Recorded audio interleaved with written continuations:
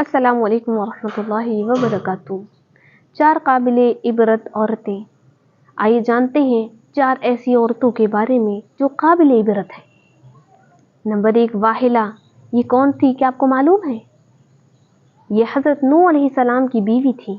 اس کو ایک نبی برحق کی زوجیت کا شرف حاصل ہوا اور برسوں یہ اللہ تعالیٰ کے نبی علیہ السلام کی صحبت سے سرفراز رہی، مگر اس کی بدنصیبی قابل عبرت ہے کہ اس کو ایمان نصیب نہیں ہوا، بلکہ یہ حضرت نوح علیہ السلام کی دشمنی اور توہین اور بے ادبی کے سبب سے بے ایمان ہو کر مر گئی اور جہنم میں داخل ہو گئی۔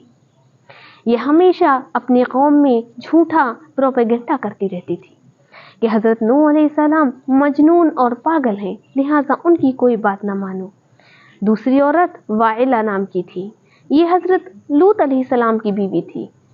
یہ بھی اللہ کے ایک جلیل القدر نبی علیہ السلام کی زوجیت اور صحبت سے برسوں سرفراز رہی، مگر اس کے سر پر بدنصیبی کا ایسا شیطان سوار تھا کہ سچے دل سے کبھی ایمان نہ لائی، بلکہ عمر بھر منافقہ رہی اور اپنے نفاق کو چھپاتی رہی۔ جب قوم لوط پر عذاب آیا اور قوم لوط پر عذاب آ گیا تو پتھروں کی بارش ہوئی۔ اس وقت حضرت لوط علیہ السلام اپنے گھر والوں اور مومنین کو ساتھ لے کر چلے۔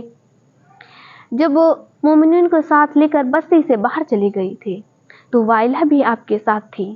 آپ نے فرما دیا تھا کہ کوئی بھی شخص بستی کی طرف نہیں دیکھے ورنہ وہ بھی عذاب میں مبتلا ہو جائے گا۔ چنانچہ آپ کے ساتھ والوں میں سے کسی نے بھی بستی کی طرف نہیں دیکھا اور سب عذاب سے محفوظ رہے، لیکن واعلہ چونکہ منافق تھی، اس نے حضرت لوط علیہ السلام کے فرمان کو ٹھکرا کر بستی کی طرف دیکھ لیا اور شہر کو الٹ پلٹ ہوتے دیکھ کر چلانے لگی کہ ہائے یا قواما، ہائے میری قوم، ہائے رے میری قوم۔ یہ زبان سے نکلتے ہی ناگہاں عذاب کا ایک پتھر اس کو بھی لگا اور یہ بھی ہلاک ہو کر جہنم رسید ہو گئی۔ اب تیسری عورت دیکھیے، حضرت آسیہ بنت مزاحم رضی اللہ عنہا۔ یہ فرعون کی بیوی ہے۔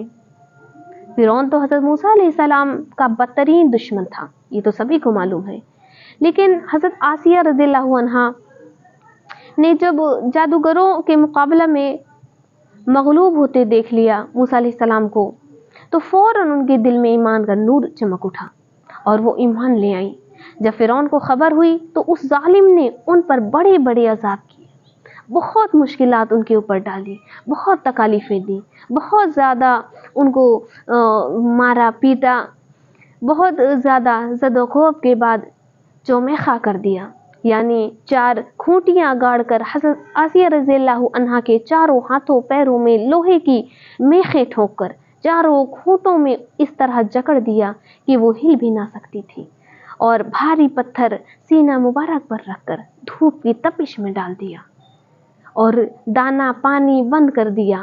لیکن ان مصائب کے باوجود، ان شدائد کے باوجود وہ اپنے ایمان پر قائم و دائم رہی اور فرعون کی کفر سے خدا عزوجل کی پناہ اور جنت کی دعائیں مانگتی رہی، اور اسی حالت میں ان کا خاتمہ بالخیر ہو گیا اور وہ جنت میں داخل ہو گئی، اور ابن کہسان کا قول ہے کہ وہ زندہ ہی اٹھا کر جنت میں پہنچا دی گئی۔ اور چوتھی قابل عبرت عورت جو تھی وہ مریم علیہ السلام کی، مریم بنت عمران رضی اللہ عنہا۔ یہ حضرت عیسیٰ علیہ السلام کی والدہ ہیں۔ چونکہ حضرت عیسیٰ علیہ السلام ان کے شکم سے بغیر باپ کے پیدا ہوئے، اس لیے ان کی قوم نے طعنوں بدگوئیاں سے ان کو بڑی بڑی ایذائیں پہنچائیں، ان کو بہت سارے طعنے دیے، مگر یہ صابر رہ کر اتنے بڑے بڑے مراتب و درجات سے سرفراز ہوئیں کہ خداوند قدوس نے قرآن مجید میں ان کی مدح و ثنا کا بار بار خطبہ ارشاد فرمایا۔ ان چاروں عورتوں کے بارے میں قرآن مجید نے سورہ تحریم میں فرمایا، جس کا ترجمہ یہ ہے، اللہ تعالیٰ کافروں کی مثال دیتا ہے جیسے حضرت نوح علیہ السلام کی عورت واحلہ اور حضرت لوط علیہ السلام کی عورت واعلہ۔ یہ دونوں ہمارے 2 مقرب بندوں کے نکاح میں تھیں، پھر ان دونوں نے ان دونوں سے دغا کیا تو وہ دونوں پیغمبران ان دونوں عورتوں کے کچھ کام نہ آئے، اور ان دونوں عورتوں کے بارے میں خدا کا یہ فرمان ہو گیا کہ تم دونوں جہنمی عورتوں کے ساتھ جہنم میں داخل ہو جاؤ۔ اور اللہ تعالیٰ مسلمانوں کی مثال بیان فرماتا ہے۔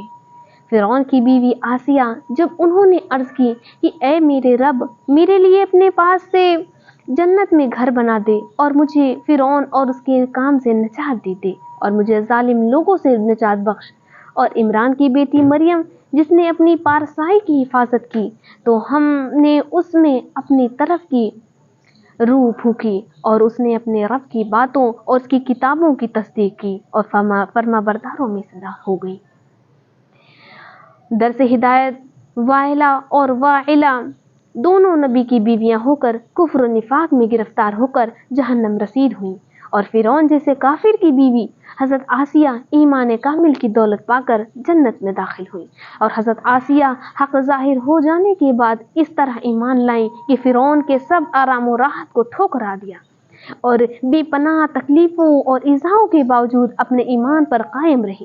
بلا شبہ یہ باتیں قابل عبرت ہیں۔ اللہ رب العالمین ہم سبھی کو حضرت مریم اور حضرت آسیہ کے قدموں پر چلنے کی توفیق عطا فرمائے، آمین۔ اللہ ہم سب کو گمراہیوں سے بچا، ہدایت عطا فرما، راہ راست کی توفیق عطا فرما۔ اللہ ہم تمام دینی بھائی بہنوں کو ہدایت عطا فرما دے میرے مولا۔ جزاکم اللہ۔ اگر آپ کو میری یہ چھوٹی سی انفارمیشن پسند آئے، میرے چینل لسن قرآن اینڈ حدیث کو لائک شیئر سبسکرائب کر کے میری حوصلہ افزائی فرماتے رہے۔